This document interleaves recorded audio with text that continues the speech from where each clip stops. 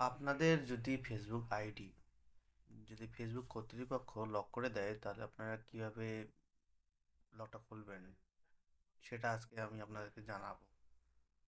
তো আপনারা ভিডিওটি শেষ পর্যন্ত দেখবেন, আর ভালো লাগলে লাইক কমেন্ট এবং শেয়ার করবেন।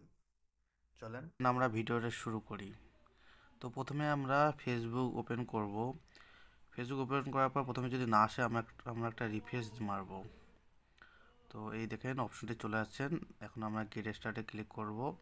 ক্লিক করার পর এখানে দেখবেন জানাইছে, পরে আমরা নেক্সটে ক্লিক করব। করার পর এখানে হোয়াটসঅ্যাপ কোড সেন্ড করব হোয়াটসঅ্যাপে। এখানে আপনার কোন নাম্বার হোয়াটসঅ্যাপ খোলা আছে সেই নাম্বারটি করব, এবং এখানে ভেরিফিকেশন আসবে, ভেরিফিকেশনটা আর কি আমরা ওখানে বসাই দিব। তো ভেরিফিকেশন বসাই যখন দিবেন, কোড যখন দিবেন, তখন আমার এই অপশনটা দেখাবে যে ওই প্রথমে কনফার্ম আমরা করছি। এবার নেক্সট দিব।